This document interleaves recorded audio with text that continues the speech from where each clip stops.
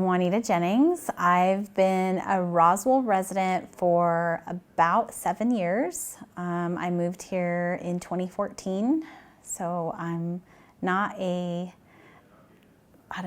born and raised a Roswell resident, but I would call Roswell my home now. It's become my home.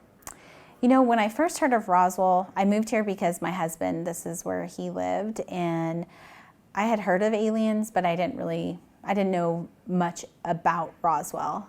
I remember my first time coming here, he said, let's meet at the Town and Country. And I was thinking that was like a restaurant, but it was really a gas station. And so, it was just really different. Like when I got here, I did not expect it to be what it is.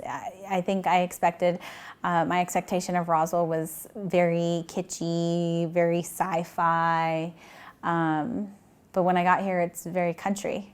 And I came from a larger city, and things move a little slower, which is a good thing about living in a community like Roswell. I think I was really surprised. The first time we moved here, our neighbor came over with the pie, and I had never experienced that before. And I think that tells a little bit about the character of the community in just my first week.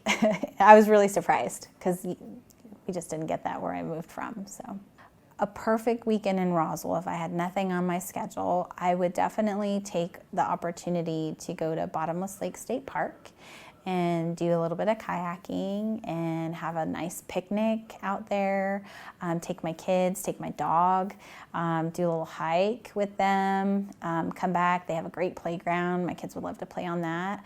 Come into town. I think the local stores downtown and around our community, you get a little taste of Roswell, a little Roswell flavor.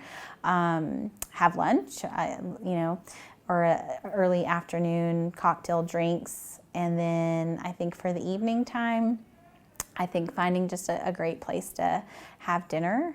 We have so many restaurants here that have a good, just a good vibe. I think that's one of the beauties of living here is that there's so many local flavors here in Roswell that you can suggest. You can't just suggest one. I mean, we have different ones popping up all the time, whether you want a burger from a business that started out as a food truck and now they have a brick and mortar location, or you have your neighbors that you go to church with that just opened up a business on 2nd Street and they're serving brunch now that you didn't have a couple weeks ago.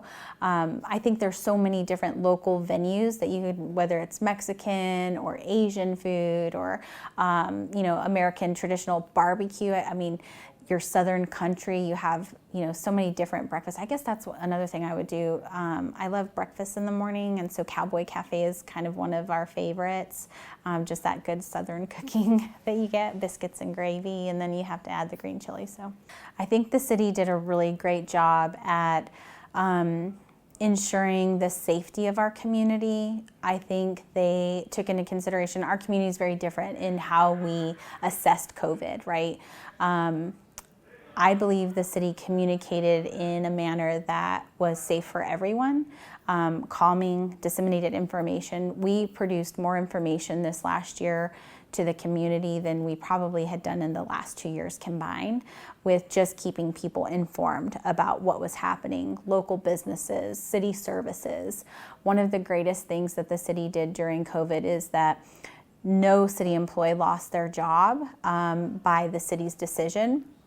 We reassigned our employees and the staff amongst different services, and we were able to get other things done during COVID that we normally wouldn't be able to do when the public is in some of our facilities. So our library had some really great opportunity to do some remodeling and infrastructure. The zoo, another great one. We finished a big cat exhibit at the zoo for our mountain lion. It was a $250,000 investment from our portion of the city that went into that, and we were able to finish that without any public in there because we were closed.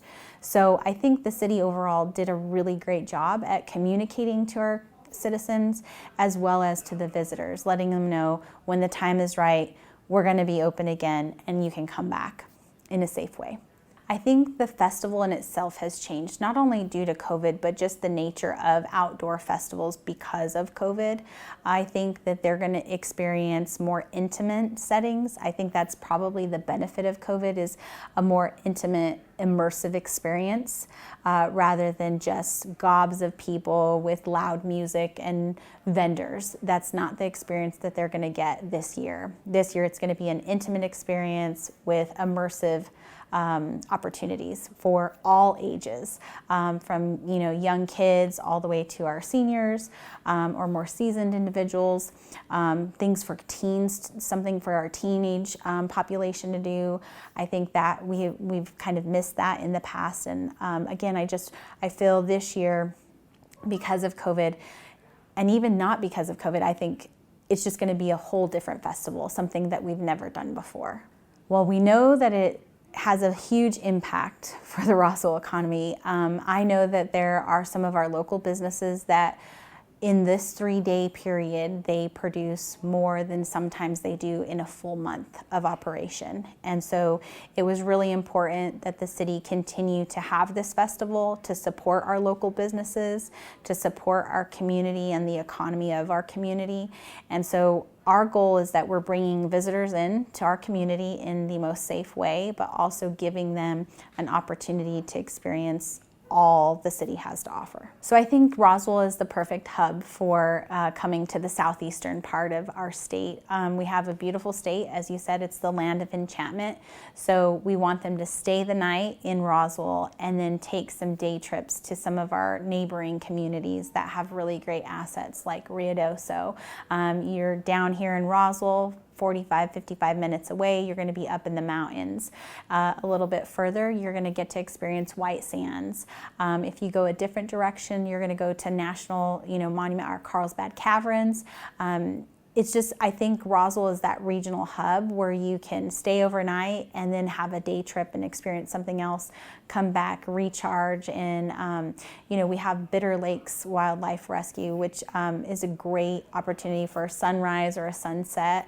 If you're a photographer and love to take beautiful pictures, New Mexico is the place to be. And Roswell, you're gonna see some amazing sunsets and sunrises. Roswell is New Mexico true. We believe in not only the brand of New Mexico being the land of enchantment and the experience and the culture that our state has to offer, something that our community has to offer as well. We are more than aliens. We have a variety of art and cultural assets within our community that visitors can experience while they're here.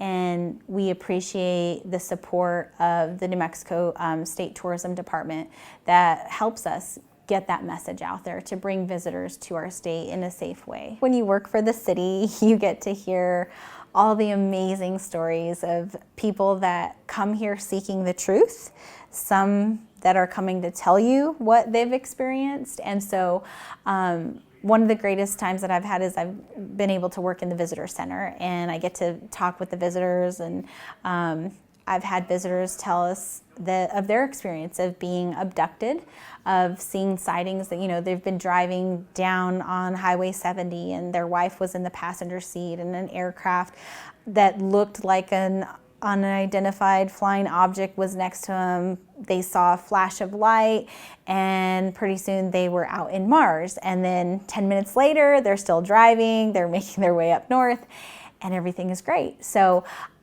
we've heard great stories, some that I think are pretty factual, I would say, very believable. And, I've talked to people in our community that they used to work at the hospital.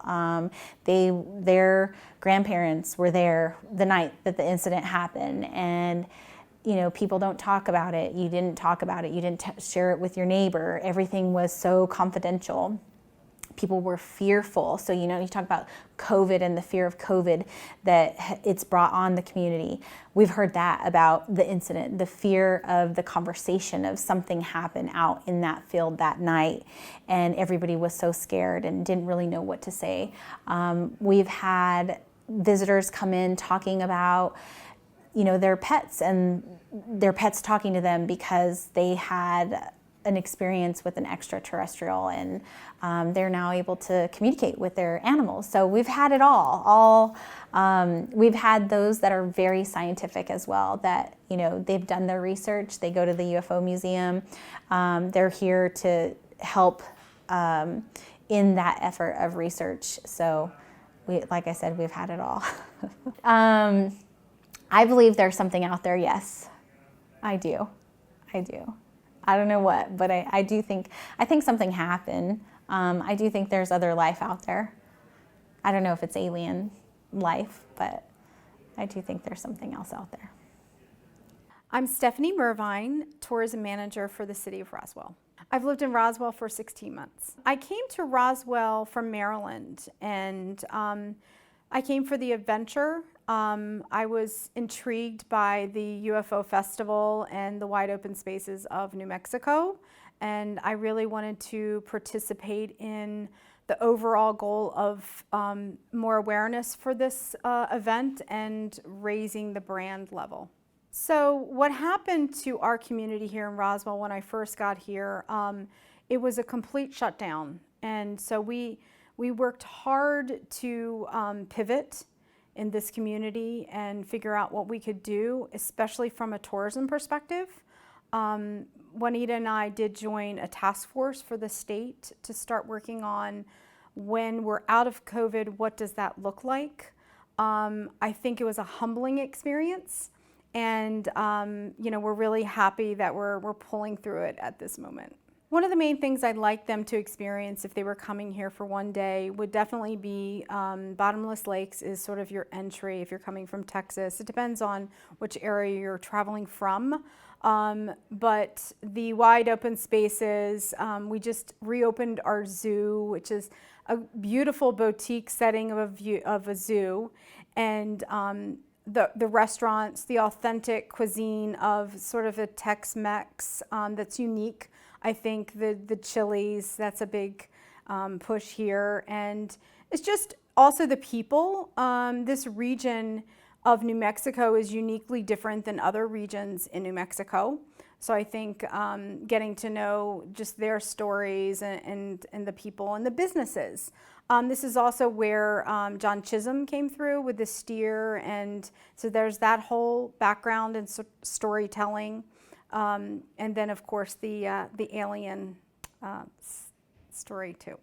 One of the things that we hope this festival does for the city and for the visitors coming from all different places is really to embrace the festival itself, to be able to get out there and enjoy travel, enjoy post-COVID. Some of the elements that we're adding to it are different than they've had in the past. We're making it more of a citywide event. I think that we're all just excited to do something and grateful for the opportunity to be able to have this festival this year. I think one of the things that's exciting about this state and this region is the history is amazing. The Southwest is deeply rooted in the history of the landscape, the pioneer spirit. I think that the Land of Enchantment is, it's a beautiful setting. You know, it's got the mountains, but it has the deserts. And I think that makes it a special place to be, and I'm super happy to be here.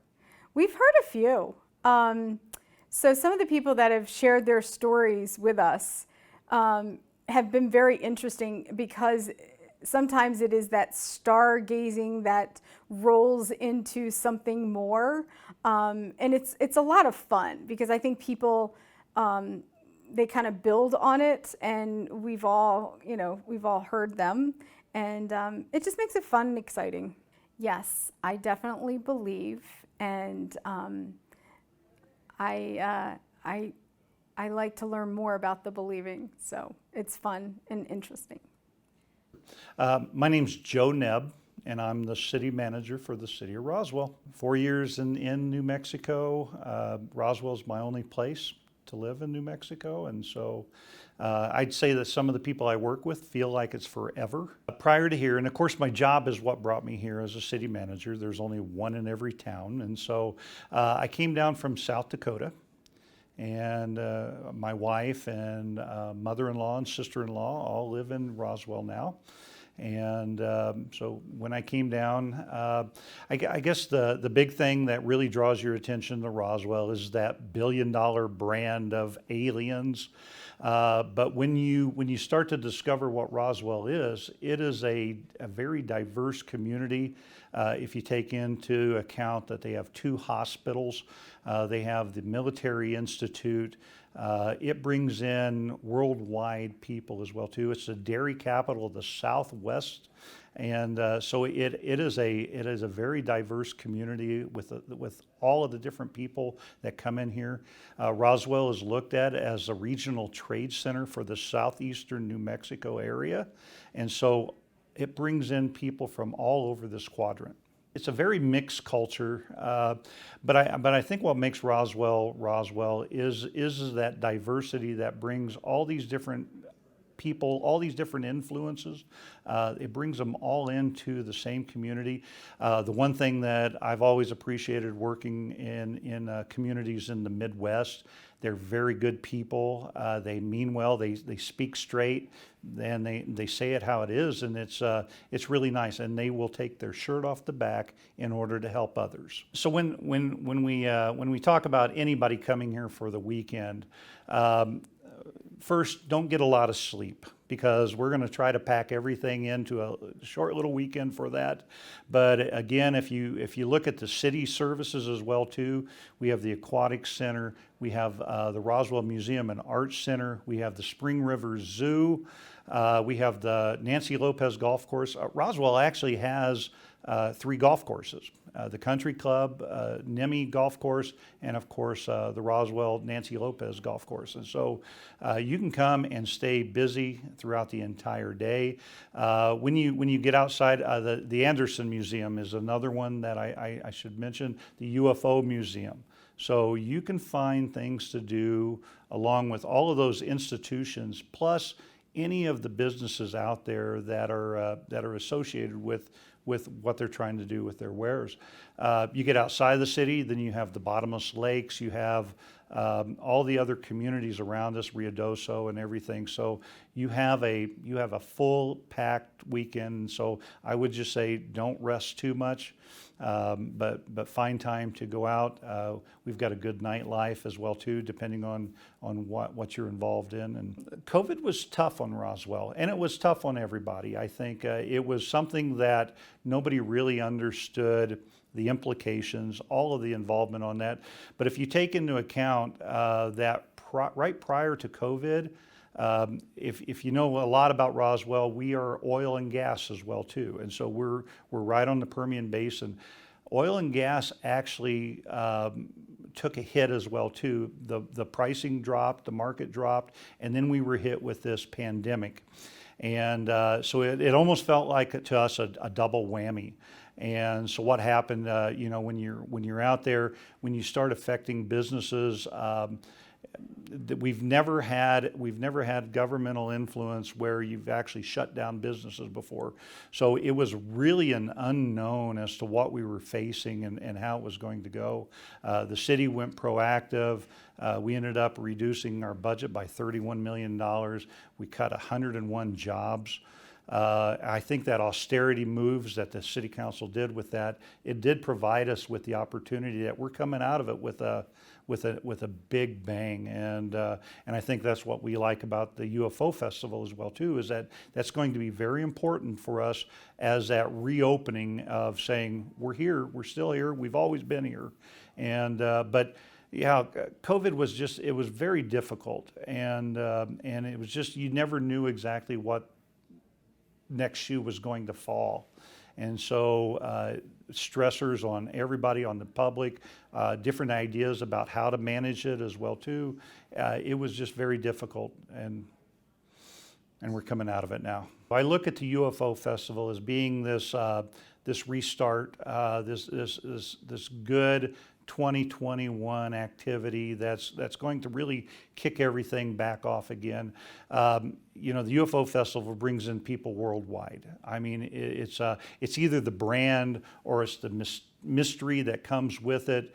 It just brings a lot of different people in here in order to enjoy the week with everything that's going on. But we look at, I think that as we're still coming out of the COVID impact, and so we're still kind of moving slowly through that.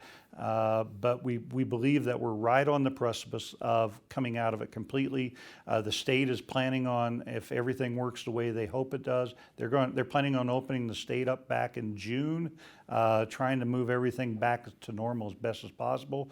So coming right with that is the UFO Festival, and having that happen right in that time frame, I believe it is a really good opportunity to come back out and just celebrate life the way we should be. This is essentially the 74th year since the crash of the UFO Festival. So next year's event will be the 75th from the crash, from all that activity that started in 1947. And so it has a long storied history. I know we've been in conversation with the grandchildren of some of the soldiers that were on the base at the time, and so I believe that all that activity, it brings people back, it brings families together. It's just a very fun experience in order to enjoy as we develop out the citywide features of this UFO Festival. We're preparing for that milestone year of the 75th. And we have a lot of things planned for that as well too. A lot of commemorations, a lot of different activities that we're just starting to talk about. We're focused right now on the 74th to make sure, because I think that the 74th in some ways is even more important than the 75th, because we're coming out of this pandemic and we're trying to bring everybody back, making sure that everybody remembers that family is the most important thing. I'm a big sci-fi buff, and I enjoy all of that genre. But in 1947, I believe that we had a UFO crash in Roswell. I believe there's enough information of that. If you walk through the UFO Museum, you will see all of this testimony, all of the activity that happened. And I believe that is part of what is happening. Having the Earth be part of the entire universe. I think that there are things out there that we can't explain. Parts of Earth are still not experienced yet. Deep oceans and everything. So I believe there's a lot of things out there, and so the UFO, the alien, and it means a lot of different things to a lot of different people. But little green men. It's a lot of different things to a lot of different people, but it is something to be experienced. Leave it at that. I think the interesting thing about the way the media portrays aliens and such like that, and being out of that sci-fi buff area, and just enjoying all those different movies that are associated with it. I think that when you're looking at that, the U.S. government came out and they started talking about the UFOs that the pilots have been seeing and everything. It's a little more mainstream now with all these different sightings and everything. And you just have to keep remembering that a UFO doesn't mean that it's extraterrestrial or anything. It just means it's unidentified at the time that it was seen. And so I think there's a lot of things out there that we still work on. I think the media does, it goes a couple different directions with that, because you can get into all the different types of the types of aliens, and I think that's where that challenge comes with trying to separate those items from our imagination to what is actually real and actually tangible within it. It's a very common conversation here in Roswell about incidents that are involved with UFOs or any kind of experiences with that. I don't know if I can say that I've had any experiences. There's a lot of things that I don't recognize as normal, and so I think when I start thinking about it for myself, I'm not one that has ever been abducted. I don't wear the tin hat or anything. I believe that there's a lot of different things that are happening out there, but I've not had any direct experience like that. Do I believe in aliens? Yes, I do. My name is Judy Stubbs, and currently I'm retired, but I do sit on the Roswell City Council. I have on and off for quite a few years. It's my real passion is public policy. I love being involved with this community and helping better the community and find the best answers for solving problems. My husband was born and raised here, and I didn't actually move here till we had children. But my husband is retired now as a petroleum engineer, and forgive me, we were in West Texas, and I just wanted to come back to New Mexico. So this was a perfect place to come. We were familiar with the community and the people, and people here in Roswell have been so welcoming and given us opportunities that I doubt we'd had anywhere else. Same with our two boys. So this was a perfect place to be, and we've been here now 40 years. Do you know what's really interesting is I love talking about tourism, and as a matter of fact, many years ago after we had an organization that was to some degree looking at tourism, I kind of took charge of it, and it's now the Roswell Tourism Council. It's an organization that doesn't collect dues. We don't have bylaws. We just invite people who are interested in tourism, that either work in tourism or produce events. We come and we brainstorm and we share, and it's really been a great experience to learn the variety of things people are doing here in the Roswell area related to tourism. Of course, COVID has put a halt to a lot of that, but we're pretty excited here in Roswell to think we're starting to open up, and summer's coming, and it's going to be a great time to be in Roswell and experience some of the things that tourists come to see. New Mexico is the most incredible state to travel around. Since I can remember, this state has been called the land of enchantment, and it truly is.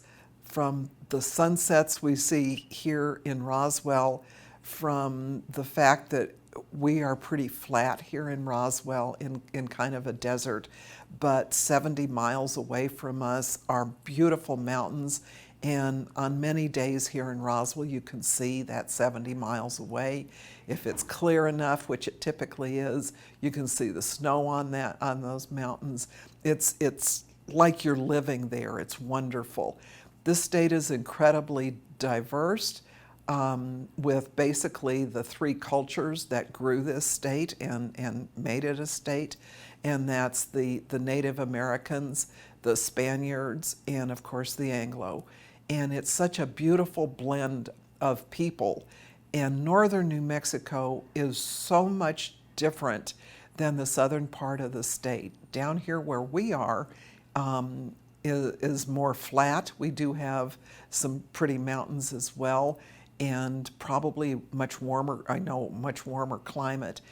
When you get into northern New Mexico, you're into the beautiful mountains, and again, the vistas, the views that you can see, and the diversity of the people is just enchanting.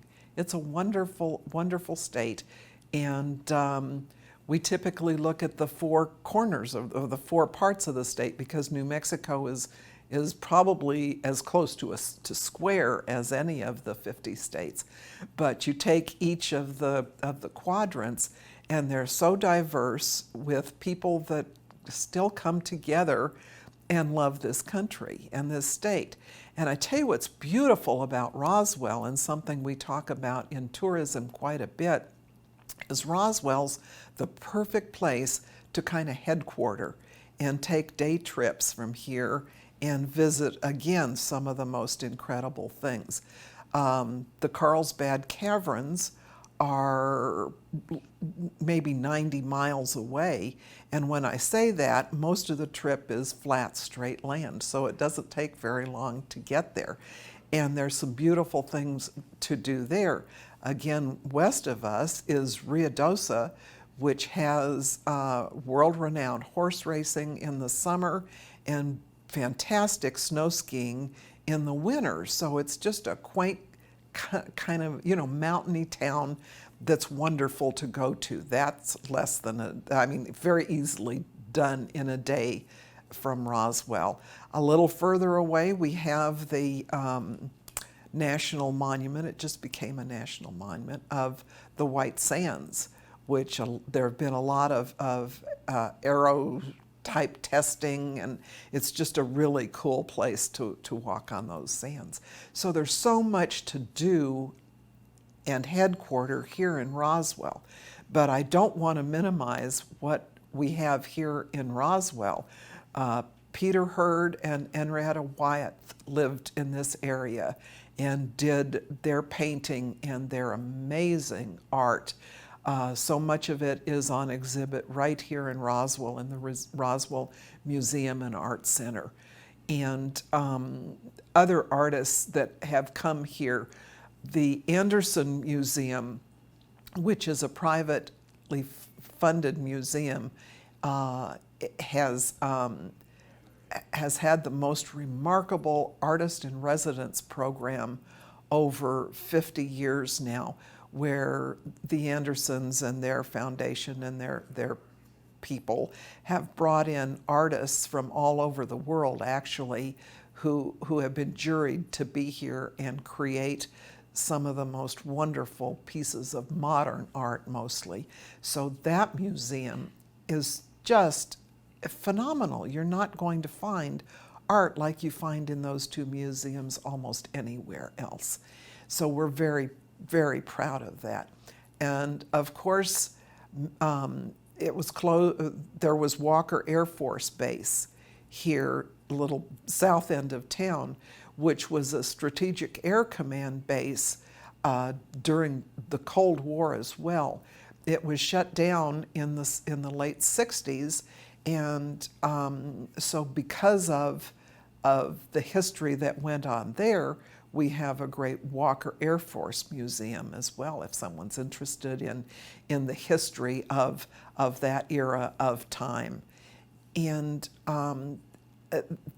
we have a historical museum too that is just, it's just a great place to go and experience the culture, the people, the land. It's wonderful. People have made good use of the land in New Mexico as well. It's interesting, and I can't give you a percentage, but a lot of New Mexico is federally owned and state-owned because there's a lot of it out there.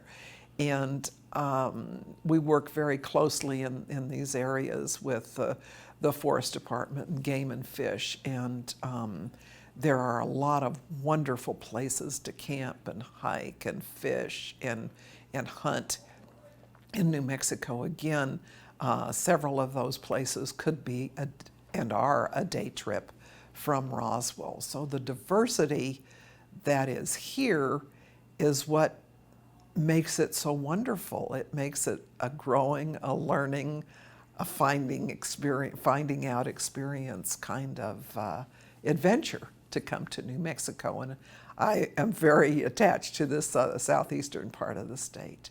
I love the museums. I actually spend time in them by myself when I need to think or kind of mellow out or whatever it is. We have the most fantastic museums of primarily contemporary art.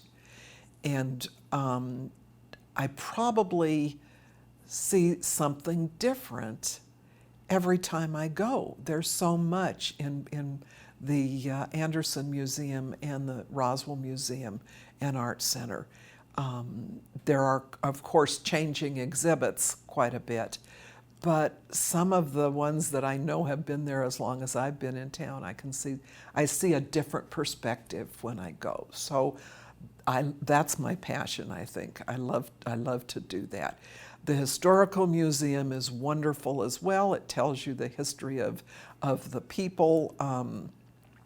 John Chisholm was a big part of the history of Roswell, and when you realize the hard work that went into creating this community and what people went through to make this what it is today, and are still doing that right now, is really gratifying to me. It's pretty awesome to think what people went through. I actually like old Western movies, and so I can envision, them actually happening here in Roswell when I go to the Historical Museum. Then we have a remarkable UFO Museum and Research Center. And over the years, there have been so many changes and growth in that museum, and a lot of memorabilia from what actually happened July 7th, 1947. Do you know, it is fascinating to me. I have traveled quite a bit of this country, and I've traveled a little overseas, and it is totally mind-boggling to me. Wherever I go and tell people I'm from Roswell, New Mexico, they say, "Oh, is it true? Is it true? What happened?" And that is so fun for me to realize that people who don't know me, I would never have had a clue. You meet them in a restaurant or you meet them in the air terminal somewhere, and they, where are you going? Well, I'm going home to Roswell, New Mexico. And people are just fascinated. They love it. They typically know a little bit more about New Mexico, which is always interesting to me too, because Albuquerque and Los Alamos and some of those places have quite a history themselves in a variety of things. So it does my heart really good to know that people know New Mexico. I got to tell you, this is off the subject, but when I was a 4-H'er, and I was an urban 4-H'er, I didn't have livestock and all of that. I lived in Albuquerque. And we would win a trip to Chicago, a national 4-H conference. And I was fortunate to win one year. And so we went on the train. This is a long time ago. We went on the train to Chicago. And we would get there and we would tell people that, yeah, it was hard to get here, that the Indians, and this is in the 60s, so maybe this is not pertinent at all to this, but, we could tell people that the Indians stopped the stagecoach before we got to the train, or that on a Sunday afternoon we enjoy the boat races on the Rio Grande, and things that are just so bizarre, and people believed them. And so that was fun. And now to see the contrast as an adult, and maybe it's because I'm talking to other adults, but that they know New Mexico. There was a time not too long ago that I think the state tourism department was very, very concerned that people didn't know New Mexico and didn't know where we were or that we were even part of this country. And I think Roswell has helped people really recognize the state of New Mexico, the beauty and the diversity and the many, many things to do here in New Mexico, including coming to the UFO Festival. The festival has evolved into some pretty exciting things. As from what I can recall, no two festivals have been exactly the same. The entertainment is always good. The vendors, the food, the experience is outstanding. My husband's father was editor of the newspaper here, not at the time, but after. But my father-in-law and his peers were very much here when that happened. Since I've been here, and these gentlemen are gone now, but through my in-laws, I met Glenn Dennis, who was the mortician in those days, Max Littell. I'm not sure what he did, if he was out at the Air Center or not, but he and Glenn Dennis, and then Walter Haught, who was a dispatcher out at the Air Center when this all happened. Those three were instrumental in bringing and building the UFO museum and getting people to recognize. Those three for sure had personal experiences with it. And to be very honest with you, when they were alive and when we knew them in the, let's say, 80s, they never talked about it. No one ever really talked about it. Then I knew another gentleman, I forgot about him, who was a custodian out at the Air Center and was worked in the building where they took the bodies, whatever they found. So I have no personal experience. I wish I had hammered some of those people harder. But I have to say that Judy Stubbs personally believes something happened. Something happened. We believe. Do you?